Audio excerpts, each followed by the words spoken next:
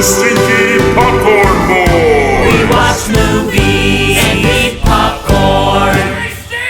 And you're stinky. Hello. We are the Stinky Popcorn Boys, just some boys talking about movies and how they made us feel. I am Patrick Baskell, and I swing my two-handed sword with one hand because I am so strong. Nice. And I'm John Gilardi. I don't know, I had to think about that for a second. I'm John Gilardi. Sometimes you don't know. Yeah. Who am I today? Yeah. And, I always fantasize about throwing a sword to my friend through fire. Yeah. That moment, I'll never forget that moment in a movie. Yeah. I thought that was the coolest thing, and I thought it was still cool. It is still cool. Today. And the name's perfect. Matthias. And then, yeah. it's just something about the name, too. And, yeah. Everything about that was, it's just 13-year-old boy fantasy. Yes. Yeah, I just, thought that was the coolest fucking thing ever, and I guess a little bit of me does. Yeah. Well, so today we are going to be talking about the movie that was made for the star in the making, Dwayne "The Rock" Johnson, just to show how freaking cool he was, constantly being how cool this guy is. It's the Scorpion King. Yeah. We're closing out. We're going all the way. We're gonna do all of them. We're gonna do all of them. I didn't realize there was 4 of them. We're gonna do all the Scorpion Kings. Yeah, let's do them. Oh man. And the third mummy. Yeah, maybe we do the shitty ones all in one all episode. At once. We'll see. Well, yeah. Here we are. We won't Production subject planning. you to that. Yeah. But Maybe we will. Maybe this is maybe it's just Dwayne "The Rock" Johnson. Here we are, 49,000 episodes in, or whatever we're at. we're getting quite close to 50. We're getting close to 50, but we're still figuring out. Yeah. Every time, every second, we're figuring out a little bit more about it. Yes. But we're talking about the Scorpion King today. Starring The Rock again. Starring The Rock. Was it his first leading role?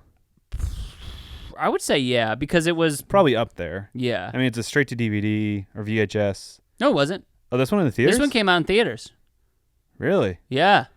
Oh shit, I didn't know that. Yeah, I know. It kind of changes your perspective of it a little bit. Yeah. I had a whole thing dang, this movie looks real good for a straight to DVD movie. Nah, this was Then it must have low publicity because I heard nothing about it until I saw the DVD. See, I remember it because the Mummy Returns had happened, and then they were like, we're not gonna do another Mummy movie, but we'll do a Scorpion King movie. And then they did the Rise of the Dragon Emperor or whatever. A while later. Yeah, quite a bit later, in terms of the lifespan of sequels, especially in that time. But yeah, I remember this came out in theaters. I remember being Came out in 2002. 2002, yeah, because it came out just 2 years after. Because the first one's 1998. And the next one's 2000. I guess they're every 2 years, yeah. But it must have been I bet you it was something that Dwayne "The Rock" Johnson had, and I'll say that pretty consistently. I'll just say his whole moniker, Dwayne "The Rock" Johnson. Yeah. I think that it was probably something that he was like, hey, let me play the Scorpion King in a movie. Mm-hmm. And please. Yeah, please. Let's see what happens. And they were like, and someone was like, yeah, okay, yeah, cool. What do you got, Stephen Sommers, who wrote the Mummies 1 and 2? Okay, so it's the same writer? Well, he's credited as part of the screenplay. So okay. Here's again, I'm just conjecturing, making it all up. I bet you that he had a bunch of backstory written for Mummy 2. Yeah.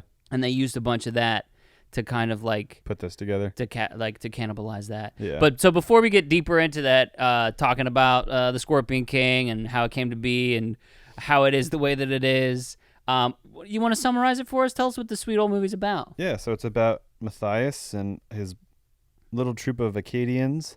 There's this conqueror king guy. Ooh, what's his name? Memnon, yeah.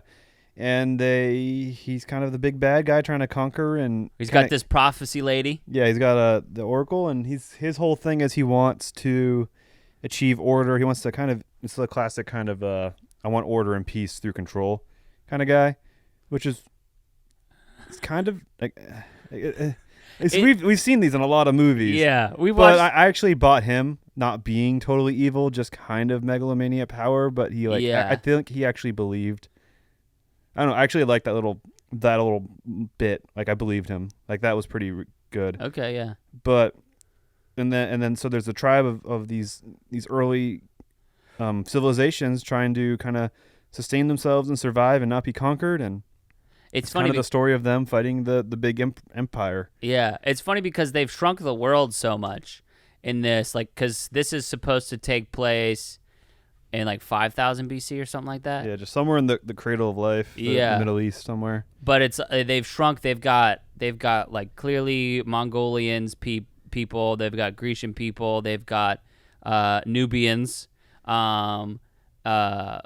which is I think what the Green Miles character's guy. He's a Nubian. Yeah. Um, Well, I like that it's refreshing because it's that there's not many movies set in 5000 BC with like early civilizations. yeah. And I love the fact that there's the opening scene with all the civilizations meeting up, and you can see the very early man runes and like their very early like kind of building. It's just cool setting. Like it was neat. I dug it. I did kind of like it made me feel. It made me reminisce about some of the like, I guess adventure books that I read that are like sort of Greek mythology-y, but like kind of like. Well, it's so long ago. It's so vaguely set, but it's still cool. Yeah, because it's like, well, and what is this? It's not Greek myth, but it's like adventure mythology where it's just like, hey, this is a town, and then here's the castle, and then like it's like very much set within. There's you get the sense that there's only these two things that exist: is the town and then the big city. What's the world as they see it, or the world to the extent that they see it, even? Yeah, which is pretty cool. Yeah. So it's like, it's just funny to see something, because it doesn't feel. I think that's one of the things to me is like it doesn't feel connected to the Mummy in any sort of way. It just is vaguely. Yeah, it's not connected to the Mummy, but they bring the same storytelling tropes. They sure do. Which this movie was written by a computer. Is one of those like it's definitely like all right. All right, we got the annoying, high pitched kind of wiry guy. And it's like, oh, and then he has the big battle with the guy who was like not his friend, who was also his friend. Yep. And then they are friends now. Yep. Same humor, which is fine. That's fine to be consistent throughout. But then you have the reluctant or the weird love forged through adventure. Yeah. You have even the little boy kind of relationship, like they have the son in the second one. They even have the kooky kind of older scientist pilot type. Mm-hmm. Like they have everything. Sir Davos. Yeah. They really do. Well, that's why. Or was it Theoden? It is Theoden. Okay. They do look. I saw something else. Look similar. I saw something else with Sir Davos that made me confused recently. Yeah. I do see them looking similar. But this was, I think, after they shot Lord of the Rings, so he went from prolific franchise movie, Academy Award-winning film series to this. And this isn't. I'll say it, and I'm not saying this objectively, but I don't think this is bad. I think it's really really okay. Really okay. Like, it doesn't. Again, it makes me think of those books that I just consume to consume. Yeah. Like where it's just like, yeah, here's an adventure and like a kind of, nice, but it doesn't like leave a mark anywhere. Like it left a mark on me because I watched the little bits of this as I was talking about the Mummy Returns. I was warming up to like scary stuff, and then this movie came out, and I watched this whole movie before I watched the other ones. Okay. So I was like, I can watch these movies. I watched this movie. I made it through. This is like a warm-up movie. And then I went back and rewatched The Mummy Returns, and I was like, I made it through that movie. It wasn't that scary. I only hid behind the blankets a couple times. And then my trajectory, like it opened up the whole world of content for me or whatever, So for me, this movie's huge, kind of. Okay. In my story. If I draw my life, I'll mention the Scorpion King as a pivotal moment in my movie watching. Huh. Because like it was like your sort of like gateway movie into like watching The Mummy Returns, which was your gateway into watching things that aren't only for kids. So in terms of like, it was like your prequel to your hey, I'm into regular life. Yeah, like I would say Scorpion King. as I'm gonna relate to drugs because it's a fun. Okay, because it's not realistic, but Scorpion. so I tried a little bit of cocaine. I was like, whoa, that's too much. So Too I went and much. smoked a bunch of marijuana. I was like, I can take that. And I could do cocaine now. Yeah, Don't do drugs. but that's kind of honestly, that's kind of how it it's exactly what it was though with the movie. It's kind of that form that format. Yeah, I would say And I know like I'm gonna say that Scorpion King is like a PBR, or it's not good, but it's not bad, but you drink it. I got a question for you. Okay, Is this better or worse than The Mummy Returns? I think it's better than The Mummy Yeah. Returns. Easily. I think this should have been made because when you look back on it, I guess The Mummy Returns introduced Scorpion King or whatever. Yeah. But it doesn't do anything new or whatever. I don't know. Well, I think one of the things, it's funny that you're like, this was a VHS movie, because some of the stuff is like really bad. Like we just watched his friend's death scene in the movie. Spoilers. Yeah. Always spoilers. Don't ever watch this. Don't ever listen to us if you haven't seen it. Yeah. Listen to this after you've seen it. Yeah. Listen to this after you've seen it. We're not good at branding it this way, but this podcast is kind of a book club format. Yeah. But it's like their deaths are serviceable. Like I feel like that's a lot of this movie is like, yeah, it's perfectly serviceable. Like the fact that I don't need to see anything more. I don't need to see them like the blood spurting or whatever, or anything that would like make it more realistic. Yeah. And so it's perfectly serviceable in that way. It's kind of like a stage play where it's like, yeah, I kind of see it, so I get the sense. Oh yeah, this is definitely a studio movie too, which I enjoy. And it never takes me out of it. Like even if it's not great, it never takes me out of it in the way that The Mummy Returns did, where it was like, all right, clearly this is a studio movie, and you guys aren't going all the way on stuff, but you're trying to make us feel like you're going all the way on stuff. Yeah. I mean, I was never like you said, I was never taken out of the world, despite seeing how much of us like, oh, that's clearly a studio set, cool, whatever. Yeah. Like here he goes. I love that. There's a ton of like sword twirling, which as a 11, 12, 13-year-old boy, thought that shit was fucking cool. I would go in the woods with sticks and like swirls. I would just be like a fucking cool guy. I would be the Scorpion King. Like, oh, for sure. This stuff was made for preteen, young teenager boys, without a doubt. Well, I think that's one of the things too. It even speaks to like my feeling of this like unnamed. This is like an unnamed fantasy world where it's just like, that's what those books were. It's like, hey, we need a.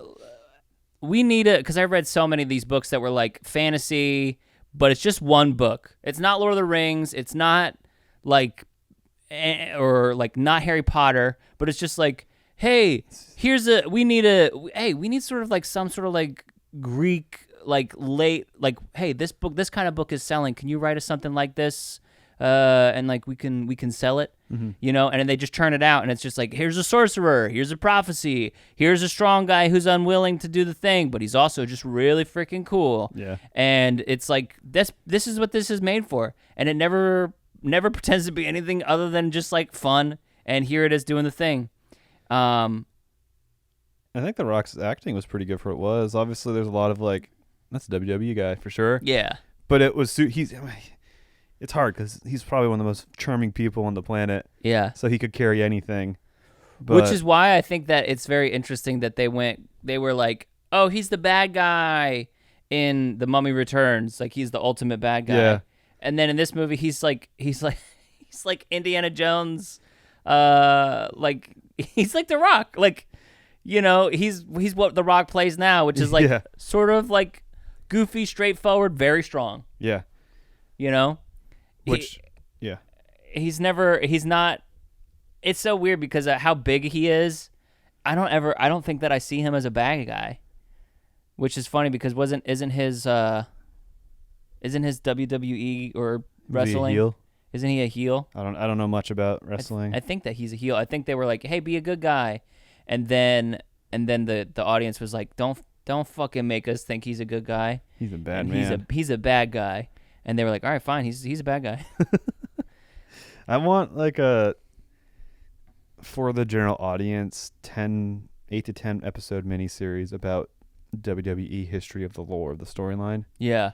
That'd be fun. I'm sure that's there. Yeah, it's honestly probably infotainment that like people make on YouTube. I'm sure easily. It's there. I've listened to people talk about the like, because that's the thing that's fun to me about the WWE. again, not having ever watched I haven't really watched a single match except for I watched the COVID one. It was one of the coolest and most fun, and it was 2020 for sure. I watched like a supercut of. Do you know who Orange Cassidy is? No, He does sloth wrestling. It's really fucking cool. like that's his technique. Yes, really, it's his technique because he comes out there, he's wearing jeans, and he's got sunglasses on, and his big move is he puts his hands in his pockets, and he does like some wrestling, like some hardcore wrestling stuff where he does some like, because it's all very impressive, like the acrobatic stuff of it is like he runs on the thing and he like does like Black Widow jumps and leaps with his legs and pins them.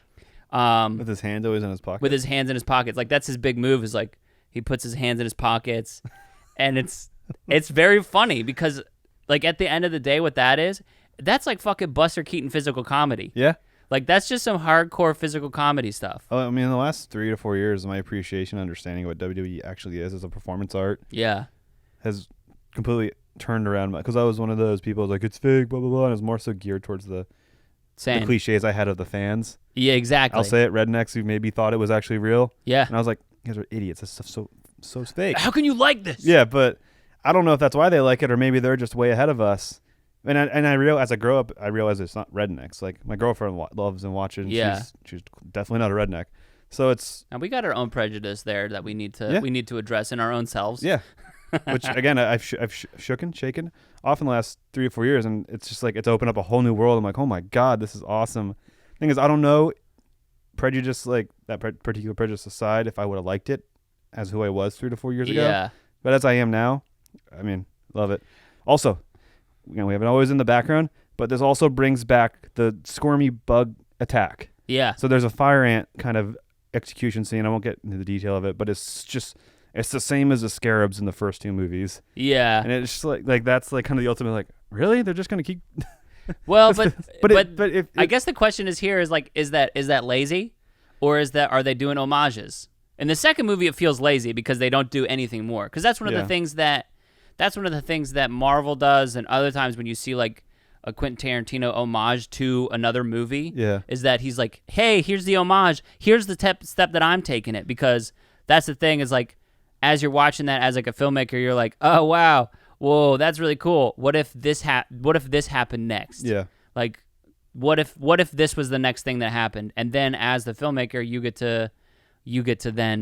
can pay homage to it, but then also like build on it. Yeah. So then someone else, like, then later, director, Bobby McGarfin, he says, yeah, he's making a Tarantino reference, which is making a reference to another movie, and then he pulls his thing on top of it, and then we're creating this beautiful shared language, and we all recognize, and it's all just memes. And then you build tropes. Yep.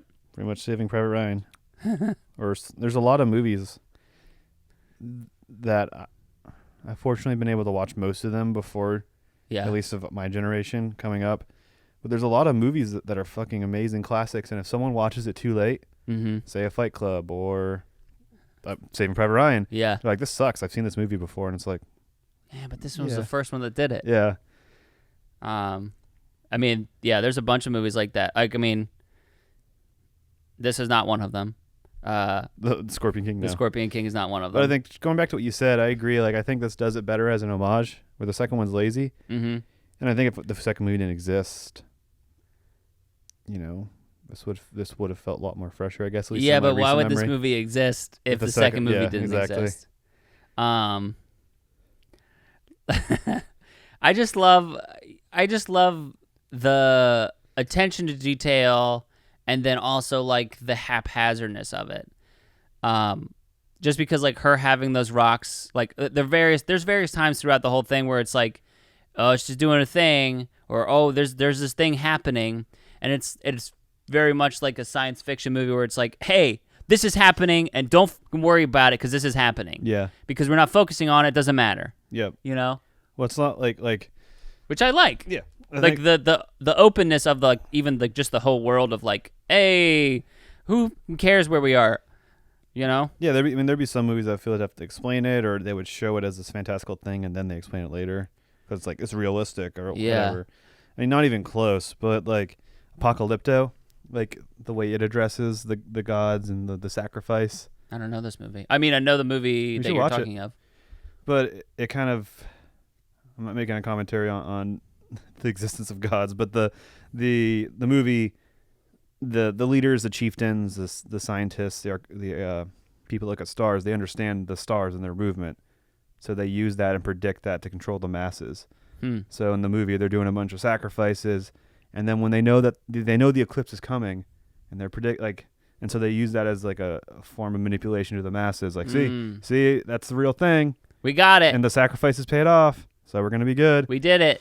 And so I think if you take that kind of end result, there's a lot of movies that it's not the best example. It's just the first thing I thought of. There's a lot of movies where at the beginning, there's kind of a fantastical element, or like people believe in the world that there's something crazy and real going on with out of control, and then later, oh, that's what's going on. So you have that. You have the ones that are just that try to be super practical. Like there's who's the really like smashing suave Spanish actor in the Spy Kids movie and a ton of things. Oh, Antonio Banderas. Yeah, there's an Antonio Banderas movie that's essentially the story about the mom and the like ugly, smelly giant son. God. Whoa. Beowulf. Yeah, so there's a movie that exists. It's called like The 13th Warrior. Yeah. And it's Michael Crichton wrote it. Yeah.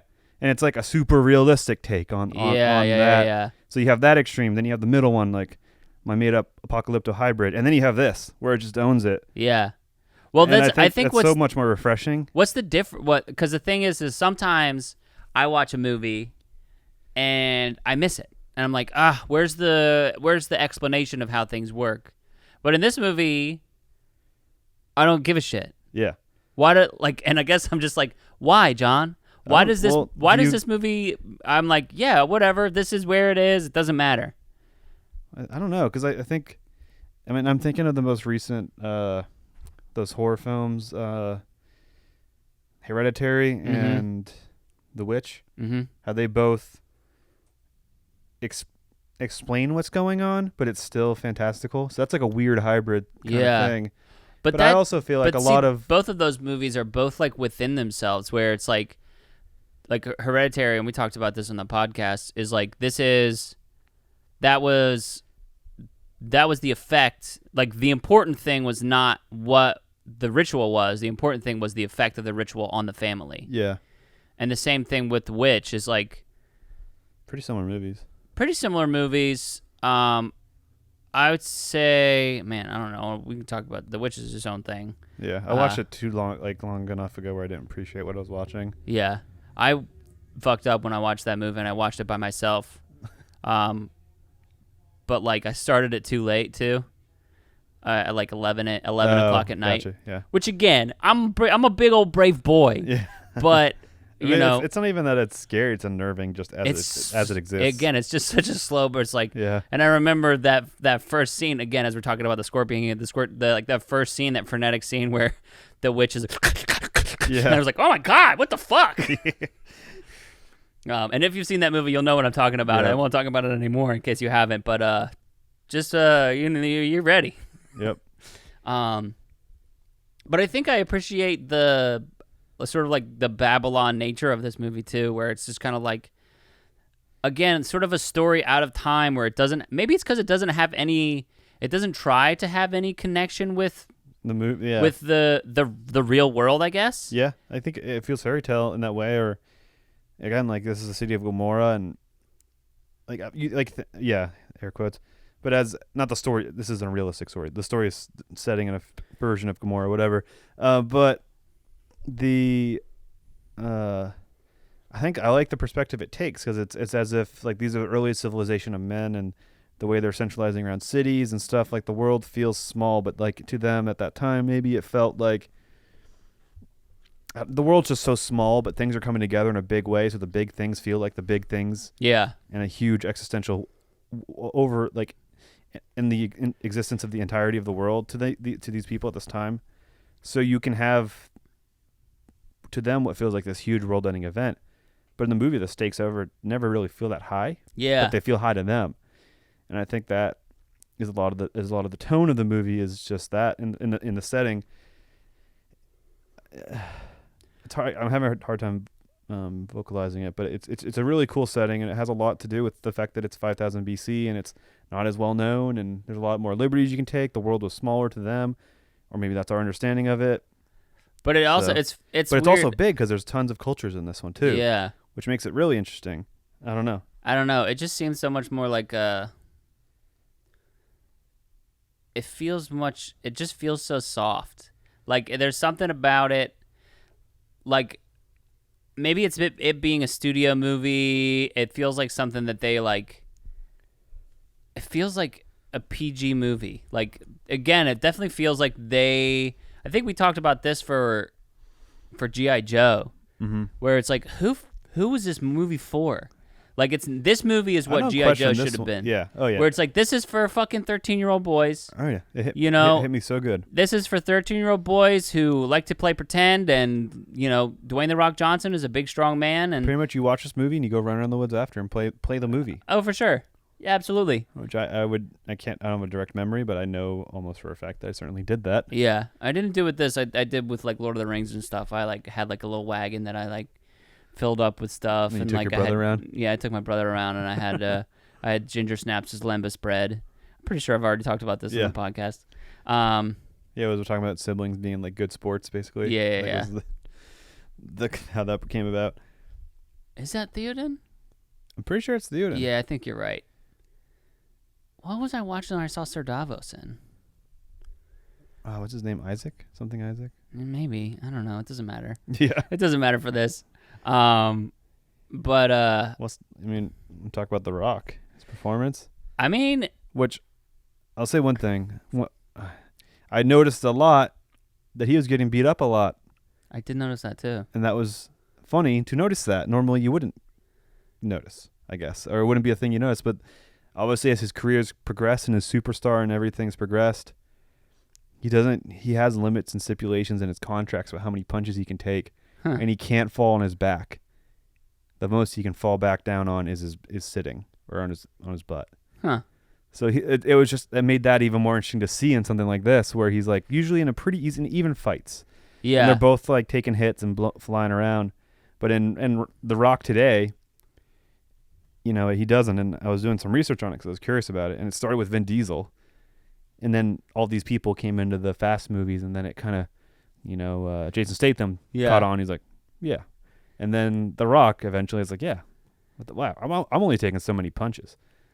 And like, so they have like per punch and like how even the fights are in their contracts and all that stuff. Weird. Yeah. I feel like I knew that, but I guess I didn't recognize it or didn't like. I guess I could also see like sort of the practical element of it, where he's like, "Listen, if I'm gonna do this thing, if I'm gonna do this stunt, like it's part of image, but also like, if I'm gonna do this stunt, I don't want to fall on my back, Yeah. That too. I was also like talking about because I noticed how much he was like kind of getting beaten up and like getting almost a fair shake, because I am used to Dwayne the Rock Johnson just like Going. I'm gonna punch you and you're gonna die in one shot because I am huge. Yeah. Um, Well, I like. Sorry, finish your thought. but I also thought it was interesting that, because again, this isn't that he was billed as an assassin, rather than like a warrior. Yeah. And that his sort of like main weapon that he did his like hero damage with was a bow, Yeah. which I just thought was interesting. I was like, this is an interesting choice Yeah. because he's a big brute, and you could make a case for him having some sort of like mace, but I guess it's probably, again, from a practical standpoint, like what this sort of movie could do. Who this movie is for is like, you can't have him have a mace Yeah, or a it's pretty sword and like brutal. run it through a person, Yeah. or like smash somebody's head. I think But it's one- much easier to shoot somebody with a bow Yeah. and have them fall. Yeah, I think it's better for all ages, and I think also the bow is cooler for all for the teenager, young boys type. Mm-hmm. I mean, swords are cool too. I don't know, but like I think- bows, there's something with bows also, at least for me. Yeah. I mean, also, again, about the setting of the movie, like there's a catapult clearly, and the engineer dude's like, yeah, it's a little early design. It's an invention I'm creating. It's like it's a catapult. Like to you think it's always like, Yeah. duh. If as long as there's warfare, there's these siege weapons, and like now they were created at some point. They're making them. Which is probably not accurate or the timeline. Who knows? But like it's conveying that sense of this is kind of the turning of men and civil or of humans in civilization. Look at him falling on his back right there in that scene. When did that again? And I love the Rock eyebrow smirk he does here. Yeah. When all the women of the harem are around. Yeah, I mean, it's really interesting the way that his career has progressed.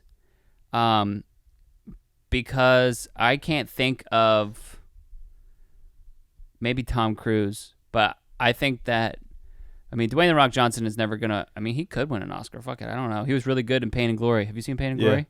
He was really good in that. Pain and Gain. Pain and Gain. Pain and Glory is a different movie starring Antonio Banderas. That he did, I think, get nominated for Oscar. But he's just the most charismatic dude, and all of his movies are just successful. Yeah. Like even Baywatch, which was not good, it was still fun and it made money.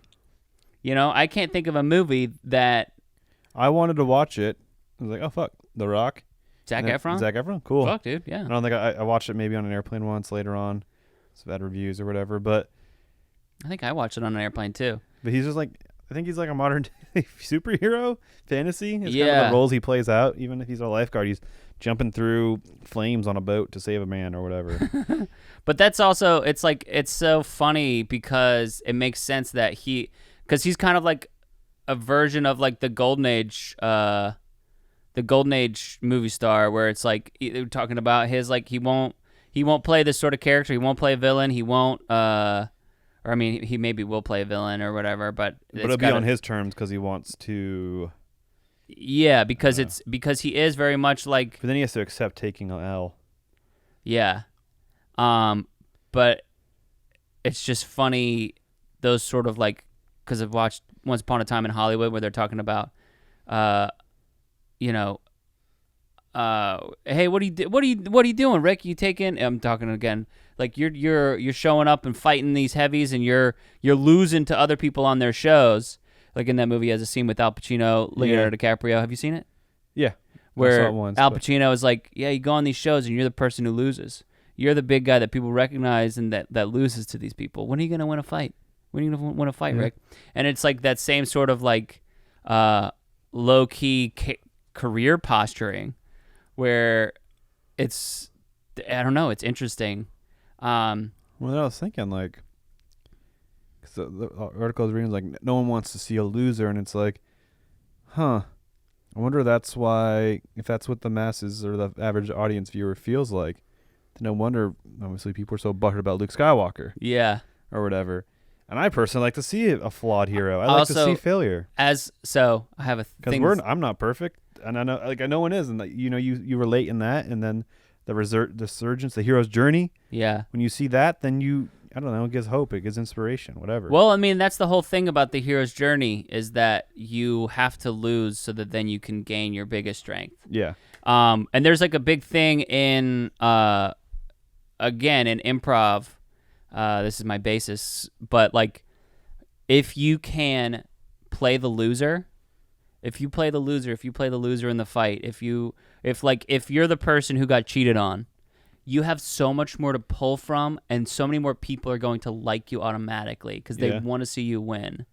And so that's what you want to play. If you can find a way to lose, again, it's a different thing than being a fucking Hollywood movie star, but it's going to make people care about your character more. It's going to make people listen to you more. Yeah. So it's like, that's why it's interesting to me, where it's like, Rock Hudson's got to kiss 5 girls in this movie. Hudson?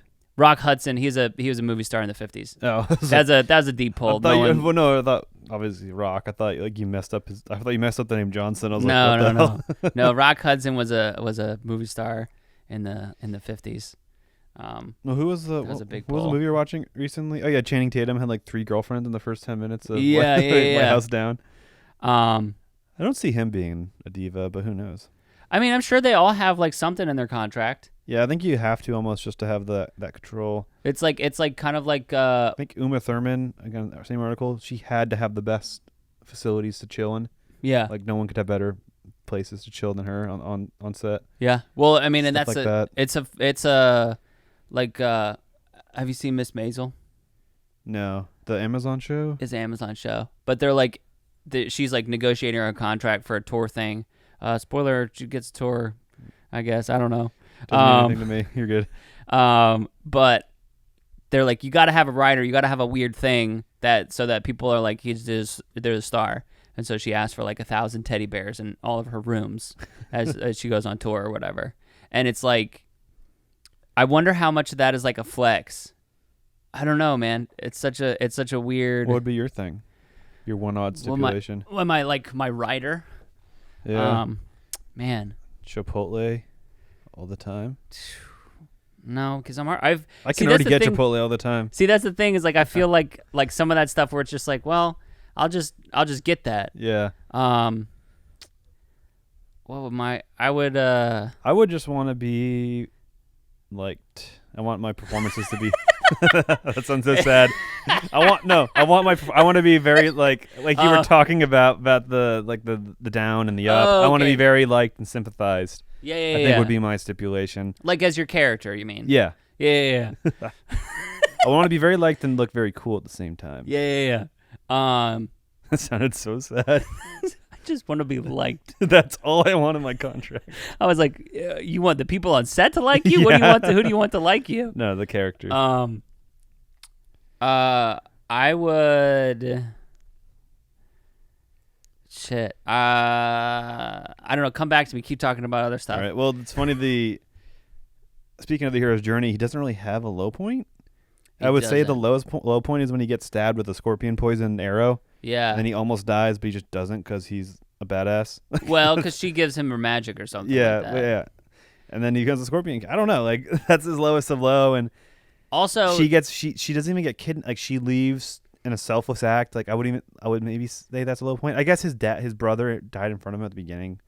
Okay. Yeah, but even then, no. But like, all right. So you don't know the brother. The cave is the low point.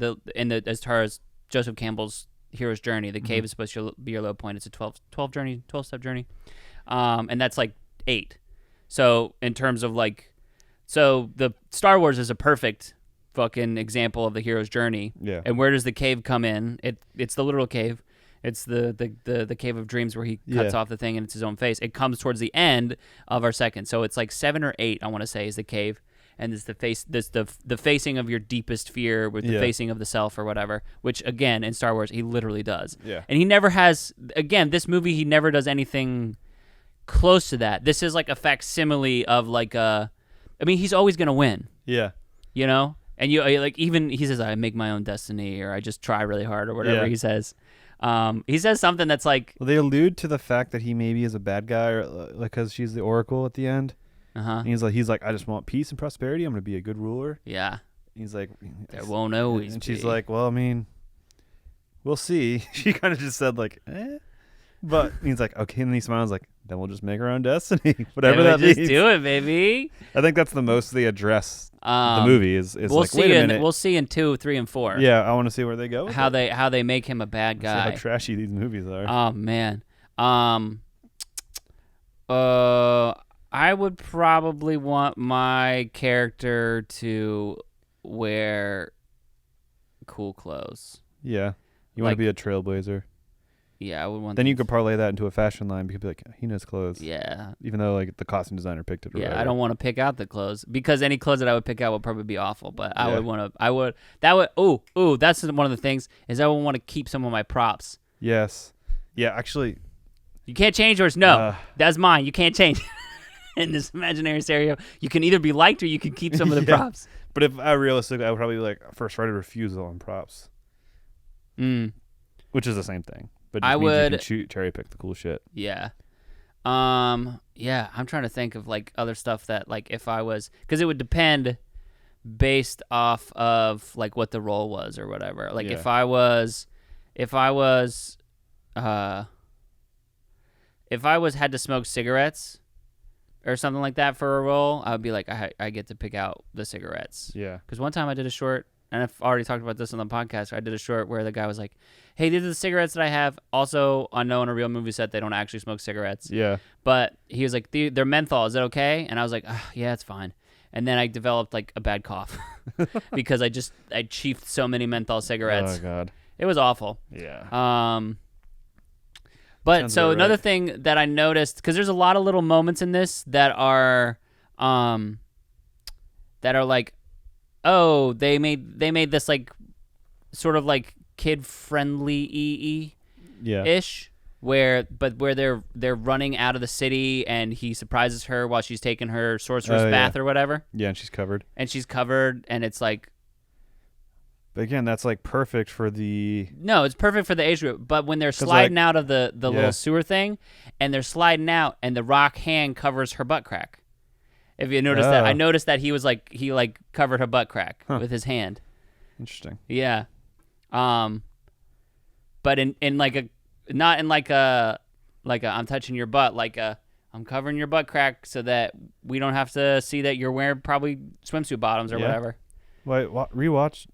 Well, during that scene again, like there's a flower petal that was very particular, and I wonder if it like covered a For sure. little bit of an areola for a moment or for sure. something. Well, they've definitely Areola got. Grande. I think that's the funniest parody name. Areola Grande.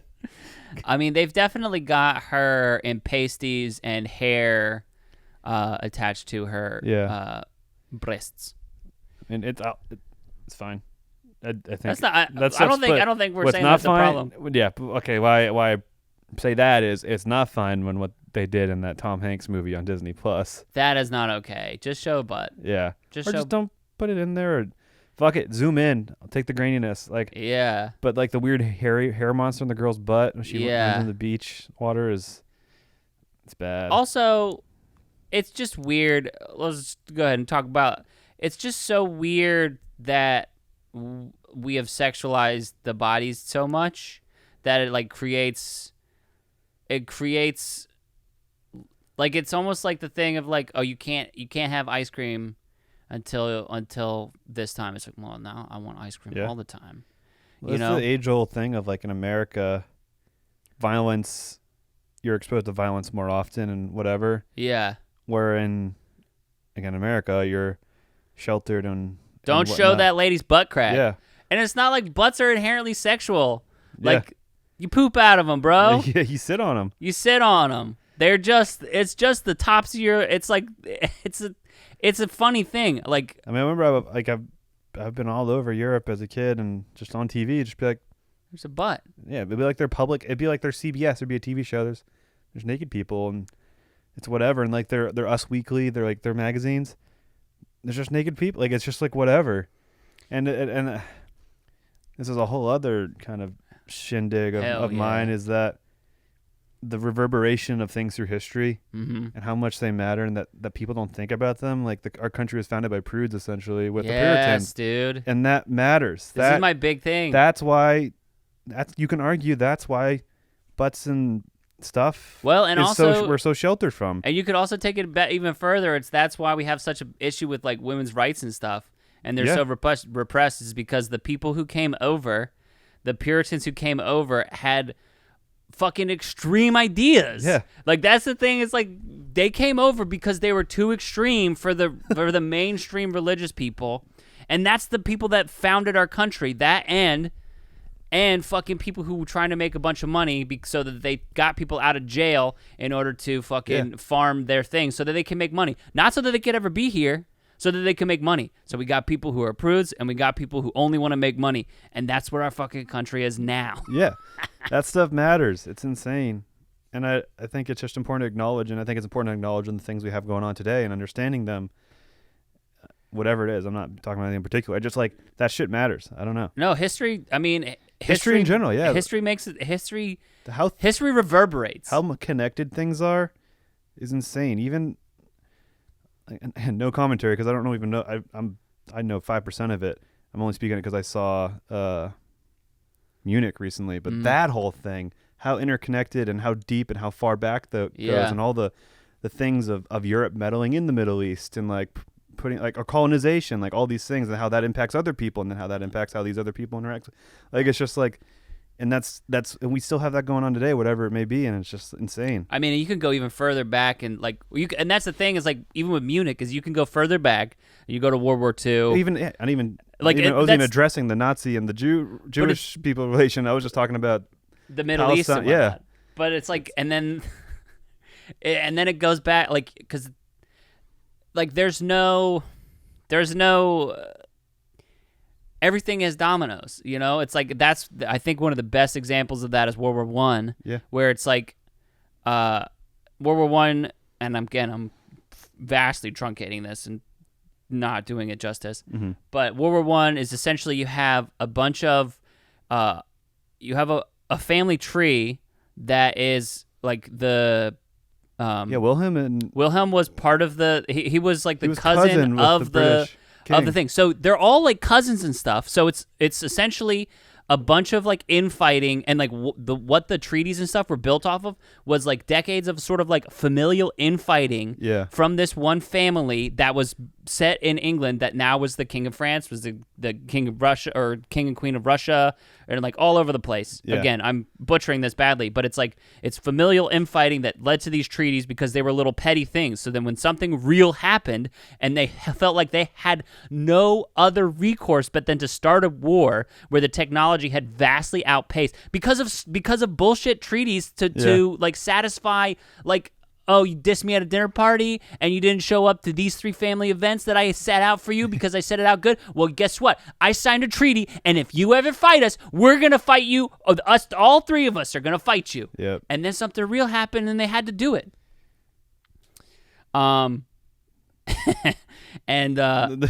sorry, again, we always have the movie in the background. There's a part where she's like trying to resuscitate him, and she mounts him. She mounts him, and it was just, and then it is implied very later, distracting because reasons, but it is implied that sort of implied that she sacrifices her power, I guess. Huh. So that's when I think that's the thing. Well, again, that she said, "Yeah, I kind of have the power. It's just a lie we tell." But I think it would have been more effective if that was the moment that she gave it away. It wasn't because she had sex. Again, that's what I thought it was. Yeah. And then that was like sort of like her that, and especially like with the illusion of her mounting him that way. Yeah. That's sort of like our like hint that it's like something like that. Yeah. You know. Knees are weird. I just saw a close up of Dwayne the Rock Johnson's knee, and yeah, he's a good looking man, and he's got fine legs, but that was a weird looking knee. Yeah.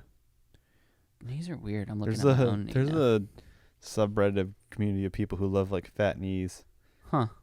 And it's not a real thing, but they're like their favorite characters just have like huge bulbous knees. And that's the internet for you. Okay, thanks. Yeah. Yeah. I appreciate that. There's a podcast I used to listen to where they do a segment called Hard Netting, where they'd find the most obscure, interesting online communities. Huh. And that was one of them ones. There's like a group of Russian dudes that love a little mouse character from the mouse, some Disney mouse thing. There's like Ratatouille? No.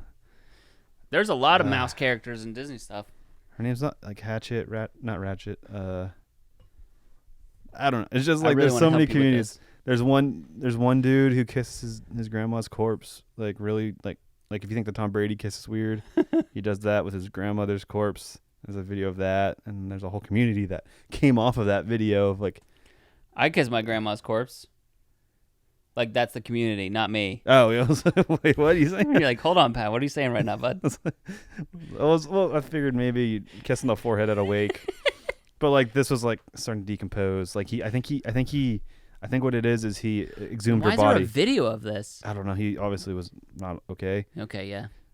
But then there's one guy, and this is a little more wholesome. Again, in terms of that segment, I'm talking about a segment of another podcast. We're doing a segment about a segment on another podcast. But there's this like 50-year-old dude, and he's been doing it for years. Where he's just living his life. Uh-huh. So he'll be like at the Rocky Mountain National Park, and be like, Rocky Mountain National Park, it's like a self video, not too shabby.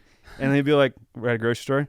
No. 2 for 1 deal. Like, and he just has probably thousands of videos at this point. That's great. Of him just living his life and on some cool adventures and stuff. And that's great. There's one guy who just sits in a corner, and those are his videos, and he has like hundreds of them. Huh. shit, it's wild. I mean, The internet is a fucking weird that's place. kind of how Mr. Beast was able to grow, is he kind of tapped into that Yeah. obscurity with his counting videos, where he counted to 100,000 or something. Is that what he did? His first videos were just outrageous stuff like that. Or he watched Everyday Bro, the Jake Paul video, I think for 24 hours straight. Like, he did those kind of things, and that's kind of how he built up. Insanity tests. That's what me and my friend used to call them. Okay, yeah, that's We would do. I'll be like, all right, insanity test. Listen to this song for the next 8 hours. Jesus. But we never did any videos of them. You could have been Mr. Beast. I could have been Mr. Beast. What the fuck, dude? Yeah. What am I doing? It's like he seems like he's smart. He's a smart guy, and He's from North Carolina, yeah. he's from Greenville, North Carolina. I think he's still there. I think he drives like a plain ass car. He's just a dude still. Gotta be. Yeah, I think his mom is the manager of everything. She's the manager of everything. Yeah. She's like his manager. I thought like she's like the manager of what? everything. I just like I don't know, like the manager that any of the Karens, so to speak, are like, hey, let me speak to the manager. No, and they talk to Mr. Beast's mom. Mr. Beast's mom comes out and be like, yeah, I'm the manager of everything. Yeah, I mean, I just made myself laugh with that fucking. Good. Yeah, I met with some guy who worked on some of his projects, and he was telling me all the Mr. Beast things. I was like, interesting. It only made I don't like him particularly well, or I don't have anything against him. Like I don't like his stuff, but I was You don't like his content. Yeah, but it made me respect him as the person and businessman. Yeah, I mean that's the thing. I watched a movie, as we're veering away from Scorpion King slightly a lot, but a little bit, and it's all right. But I watched a movie called Fake Famous. About Is it new? It was on I think it's a HBO Max. So I feel like I saw a thumbnail or something. Yeah. Where it's essentially like this filmmaker guy was like, "Hey, I'm gonna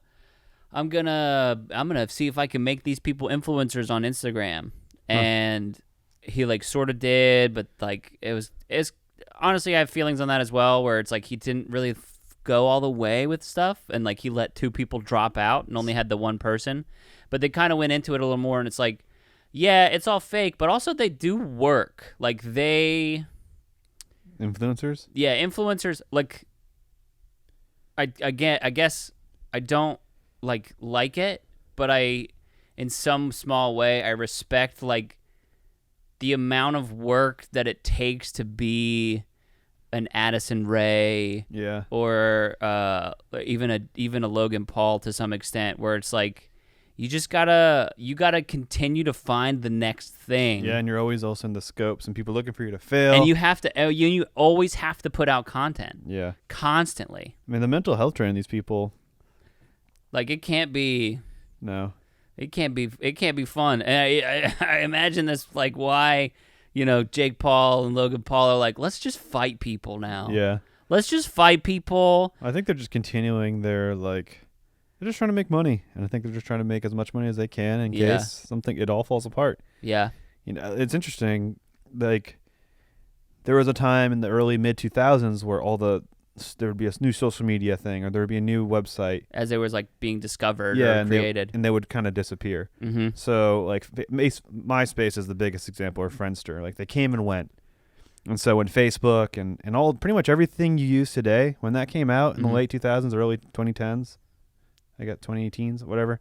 There were so many people just being like, yeah, until that disappears. Yeah. And I was using haven't. I was using and living off of it, as my source of income, and like that was a scary thing to think of. But I also was so into it, I saw more and more how ingrained it was in people's lives. It's like, I don't think these are going anywhere. Yeah. But I had so many people say to me, and like, what are you gonna do when it stops? Like, blah blah blah. Like I was putting all my eggs in the wrong basket or whatever. Mm-hmm. It's just an interesting thing. Like I wasn't like dealing with a lot of naysayers from the outside or whatever, the way Jake Paul does by any means. Not that I'm trying to sympathize with Jake Paul or Logan Paul, but it's just a lot of that stuff is even stuff on that that level he brings on himself. But it is like, it's where people are rude and they don't think they are. Yeah. It's like, oh wow, dude, good for you. Yes, I've had that happen so many times. Oh man, glad you're able to ride that wave. Good luck. Exactly. And a lot of that comes from the same place that people are hating from. Is like, they're it's jealousy, and they want you to fail or whatever. And I think the best you can do is cultivate positivity. Yeah. And it's an interesting thing, kind of like juxtaposing that with like Dwayne "The Rock" Johnson, mm-hmm. Where taking his wrestling career and like trading it up, and then being able to be sort of the movie star. I don't think of him as a good act. Like, he is definitely a movie star. Yeah. And he is definitely. Is Tom Cruise a good actor? Tom Cruise is a good actor. Yeah, that's what I mean. He is just the next big movie star, I think. Yeah, well, he is also a better businessman than he is an actor. Yeah. And Tom Cruise, the actor, is Tom Cruise, the businessman's greatest asset. Yeah. He's obviously 50 plus. He's 59. So I wonder when he's going to embrace old man roles. Because that's a whole new slew of types of roles and character arcs and stuff that I think he, as the artist, should like to enjoy. But I think him, the high-profile movie star, is going to avoid as long as he can. I think it's weird because I think that he has handled his age really well. Yeah. Because... I mean, he's had to handle his height this whole time. So yeah, but it's just interesting because I don't think he's had any work done, or any major work done to his face or probably whatever. had things maintained and tightened up. But. Yeah, but like not in the way of, and it's not fair because it had like the standard, and this is a whole separate thing, but the standard for women's beauty as you age is so different than the standard for men's beauty as you age. I mean, Tom Brady, best example. I mean, he just gets sexier and sexier, dude. I can't wait till he grows his hair out again. I mean, even like Brett Favre's obviously like a Levi Jean kind of red steak man kind of look. Brett Favre. Not who he is, not his politics, but he definitely like has grizzled out. He is grizzled. He doesn't. George Clooney is a perfect example. Yeah, George Clooney's probably the better one, but George Clooney's not fair because he's always looked. Yeah. Well, but the thing with Tom Brady is he was schlubby and then he grew into like a man. Well, but it's also a hunk, it's interesting dude. because now he has money, because that's like you can see the effect on his face, that very famous his face when he Clooney? No. Brady. Yeah. Like the transformation of his face. Yeah. As it gets to, is you can also see the influence of money. Yeah. Like what money does as you're able to have those things. And like that's the very famously Dwayne "The Rock" Johnson and like Mark Wahlberg wake up at fucking like 6 o'clock in the morning and they work out, and then they get on set and they work out again on set when they have the gym there, and they eat, The Rock eats like 7 pounds of cod a day or something like that. Jeez. You should look up his diet. Yeah, I'm when interested. We get it, because it's, especially now where it's ridiculous, where I can't imagine the amount of work that he has to do to maintain that body constantly. The same thing with Tom Cruise. Yeah. Which is why I think that, unfortunately for Tom Cruise, I don't think that he'll get the chance to.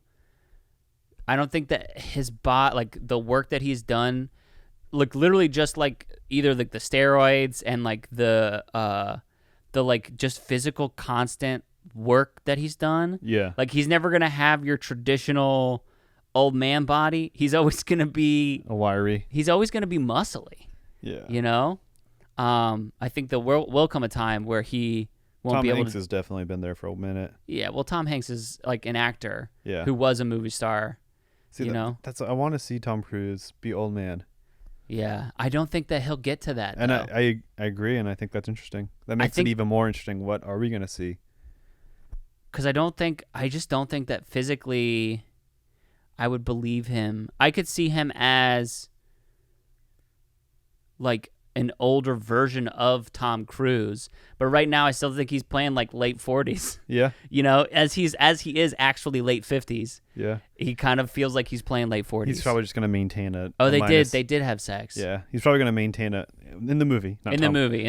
Tom Cruise and Tom Hanks. Well, maybe. Who knows? Yeah. I don't want to take anything away from either of those guys.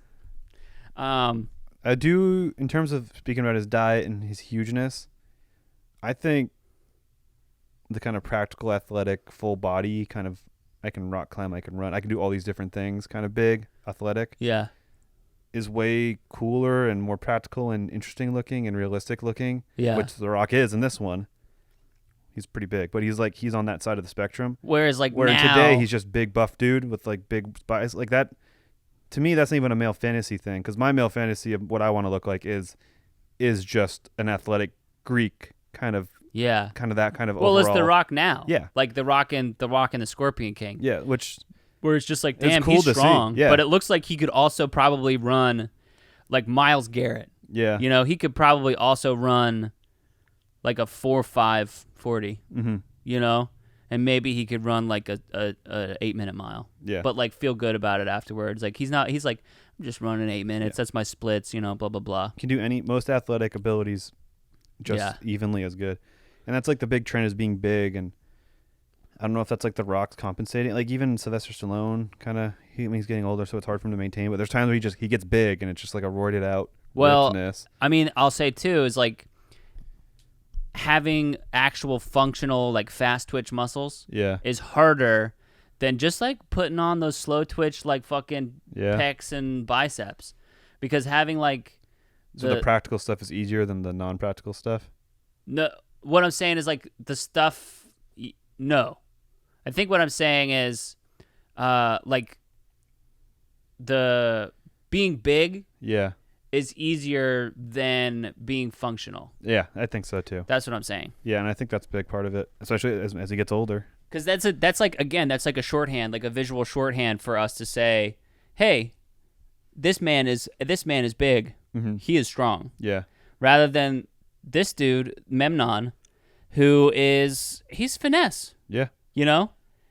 I was surprised as we got through later in this movie, I was surprised that he was the one who beat, like he was beating up The Rock. The Rock. Yeah, that was interesting to see. Just because he's so little. Yeah. I will say the Greek-looking guy that killed his dad, mm-hmm. the patricide dude. Yeah. He's like too cool for school, like shitty grin all the time. I don't know how Memnon. I don't believe that character didn't fucking hate that guy. Like Yeah. it was like Attila the Hun, where one of his enemies was betrayed by his underlings, Mm-hmm. and then they gave Attila the Hun or Genghis Khan Yeah. the head. Like, see, we betrayed him. Here you go. The war's over. We did it. And he's like, you guys are traitors. I I don't you fucking guys. trust you. And he kills them too. Yeah. He's like, hey, thanks for handing me the victory, I guess, but yeah. So to me, yeah, but that's not how this works. yeah, I mean it's a fantasy, but Yeah. it just made that guy even more hate. Like it just made Because he was so it felt pretty tight. Other than that, I guess. And Yeah. the guy actually had good swagger for his face and his character and his hair. Even who, Memnon? no, the patricide dude. Yeah. But the character sucked. Regicide too. Patricide and regicide. Yeah. He's doing it all. Put that on his LinkedIn. Yeah, I did patricide and I did regicide. And I was a traitor. Yeah. You know? Do Did it all all. that being a traitor. Well, I guess could you do patricide and regicide without being a traitor? Yes, if it was like a Mad King, Like a Dang. Jamie Lannister situation, Yeah. except it was your dad. if it was his dad. Yeah. Okay. I mean, you traded treason or traitor or betrayed. That's the word. Your vows, but I mean, do you think that? I don't think it's fair that Jamie gets the hate for that. oh yeah, I mean Jamie's story is amazing, and then listen. We fucking know. Yeah. Then he just goes back to fucking Cersei Lannister. Yeah, and that's That's like up there with That's like How the- I Met Your Mother. that's like the Don't biggest. listen if you're watch How I Met Your Mother. You have 1 second. All right, 1 second. Don't listen. Have you seen How I Met I've Your seen Mother? it. I've seen it. Where I've seen the whole time it was Robin, but the whole season was a build up to this marriage with the other woman, and it was a terrible way to end that show because it was New York City, it was at the bar and all that stuff. Like that was How I Met Your Mother. Those are settings, and you ruined the whole season by being in this bed and breakfast, and it's a long season. It builds up to this wedding. Last episode undoes it and be like, it was Robin all along. And it's just like, all right, Ted, fuck you, man. You were already the weakest character of the show. Yeah, which is so I hate it. I hate that in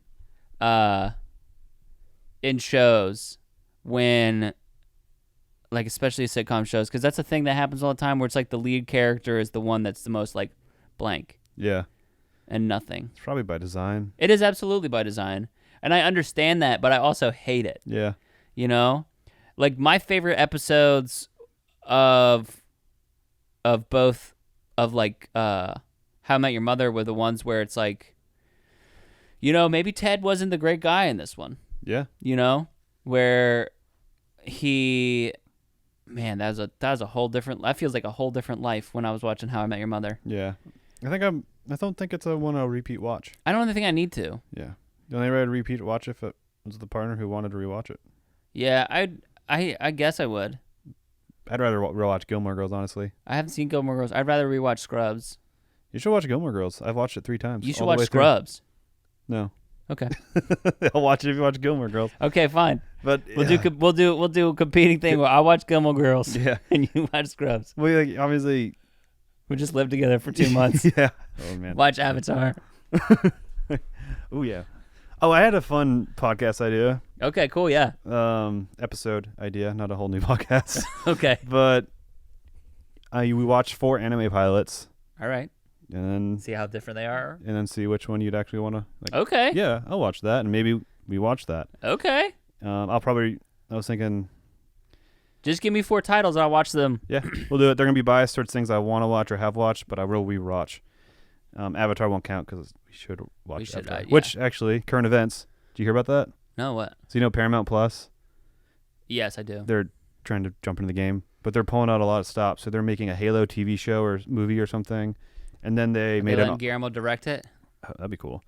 And then they made an off branch called Avatar Studios or something, and I did see that. and they're dedicated to making Avatar movies and cartoons and whatnot. So I mean, at first I was rolling my eyes at it. I was like, okay, they're bringing some cool stuff to the table. I guess I don't understand. I mean, I do understand because that's the fucking... The lore in that is some of the best lore and world building I've seen in a show. Okay. It gets a little wacky Listen, with Korra, I'll watch it, okay? It's Yeah. just Gotta there's get there. so much stuff. Yeah, There's so much content out there. I know, it's insane. And you know what? It hasn't gone away. No, Fucking YouTube hasn't gone away. no. Hey, look at that. Bringing Yeah. it back around. Here we go. Streaming is the future. I mean, that's the cool thing about being an early adopter is you kind of like... Yeah. Well, that's the thing. That's why people went so hard on like the .com boom, because they were like, "Oh shit, this is going to be the next thing." And that's why, again, history is reverberates throughout. And it's like there is always like a slew of different things that happen. Mm-hmm. There's like Betamax CDs, laser discs, blah blah blah, and then it settles on one. Yeah. You know, and it settles. There's a bunch of different innovations and stuff that happen. Friendster, MySpace, Facebook. Yep. Facebook's the one. I mean, And fucking there's everything. Like anything that was big. There's a million and one. I mean, there's a million one sodas today, but there's a million one Cokes, and Coke came Yeah. out to be the Coke.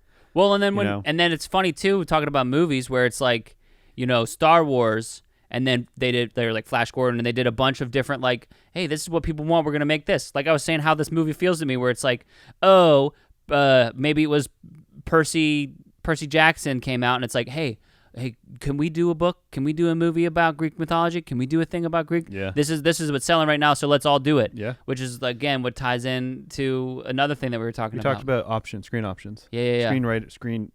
Script options. Script options. Yeah. Well, as we wrap up here, and naturally we do the distracted talking. I hope you guys don't mind. I as a listener don't mind when I listen to other ones, as long as it stays through. And we finish our distractions. We got there. I think we did. Yeah. I think if we finish our distractions and the thoughts we bring up, I don't think it's a problem. But if you do, let us know. Yeah. But we personally, it's pretty fun and natural to just kind of see where the conversation goes. Yeah. And then just have it based off of, have it bring back around to Scorpion King. Yeah. Connect it back up. Talk about Dwayne "The Rock" Johnson and his massive pecs. Dwayne "The Rock" Johnson. Dwayne "The Rock" Johnson. What do you rate this sweet old movie? I give it 3 out of 5, just due to the nostalgia, and it, to me, held up and wasn't bad. I was like, yeah. I was like, I actually do not have any problems with this movie. Yeah. I'm gonna give it 2.5 camels. Yeah. Just give it like straight down the middle, 50%. 2.5 humps. 2.5 humps. 2.5 humps, and It's a you're dromedary. sitting in the middle I'm hump. sitting in the middle hump, and there's I have my dog actually between the second hump and the half hump. That'd be fun. That'd be weird. I Aren't don't there know 3 hump camels? I don't think so. I think There's one one hump hump and 2 camels hump. and there's 2 hump camels, Okay. and one of them is dromedaries. What's Joe Camel? Joe Camel smokes cigarettes, baby. He's got cancer. Yeah. That would be BoJack Horseman. Yeah, I wonder if he's in BoJack Horseman. he might be. I haven't finished. But I that watched would've- like 2 seasons of it. Yeah, I've only seen the first. I liked it, but that would be fun to riff at least. But yeah, guys, Well, what hit have you us been up watching? on Or have I? Oh yeah, what are we? What have you been watching? WandaVision. Hell yeah, dude. Which by the time this comes out, it'll have been over. But Oh, watch yeah. this episode 8, and you're caught up, right? I'm caught up, baby. I guess I still won't spoil it or talk in details, but the show We picks should up. do our own thing. That's right. That's what we're doing. But the show picks up and it just keeps going, and I think that was on purpose. Oh, for sure. But I think the data is like how much more viewers there are each week. Yeah. An episode is pretty cool and interesting, and really speaks to the way they're unveiling kind of the curtain Yeah. as I watch. I watched Hail Caesar too because we were talking about old Hollywood Oh. stuff, and I was like, I want to watch this. That's been on my watch list since it came out. Oh, you haven't seen it? No, I really need to watch a lot of movies. Yeah, you do, dude. It's Get hard. together. There's so much content. You're so busy Yeah. watching anime. I just started watching. Well, no. I'm not knocking you. I'm just, Twin Peaks. okay. There's I've never Crimson seen that Peak and there's either. Twin Peaks. I think it's. I can't get them confused. I'm watching the TV show, not the movie with Okay. with Loki. But Crimson Peak is pretty cool too. Yeah, Have you seen that? that's with Jessica Chastain. Yeah, and someone else. And Loki. And yeah, Tom Hiddleston. Tom Hiddleston, yes. And the girl who plays Lucy in Wonderland, I think. I don't know, but that's a good movie. But I've Mia been watching Wazowski. Twin Peaks, and I kind of shied away from it because like it's a weird show, and it's weird, but it's like it's not too artistic where it's hard to follow, I guess. Yeah. Like there's things that get weird. Like even Adventure Time to me got too weird and too big and big artistic and expressional strokes with its storytelling and weird ass imagery. Where to me I just didn't care. I wasn't consuming the story. So far, I think 8 episodes in or whatever to Twin Peaks, the weirdness is there. They pull back. It was explained, or I had a weird fucking dream. I don't know what it meant, and then you kind of figure out what the dream meant or Yeah. whatever. So I'm enjoying it so far, and it's set in the Pacific Northwest, which is just a cool little setting. Yeah. I've only heard good things. Yeah. But I haven't delved into it yet. If you got the time between all the other things I there's to know. watch. But yeah, There's guys, so many things to watch. what are they, as they say in Gomorrah. As they say in Gomorrah, at least it ain't Sodom. Also, check us out in all the cool, fun places. Yeah, hit us up on Twitter. Hit us up where you can, and tell us, hey, get on track, guys. I want to hear deep, in-depth, detailed things about the Scorpion King. That's how all of our listeners sound. They like They this. snap and talk. They snap and talk the whole time, so it throws off the time code. Yeah, we already had. I guess to do the outro, but I'll just do a simple goodbye. I love you.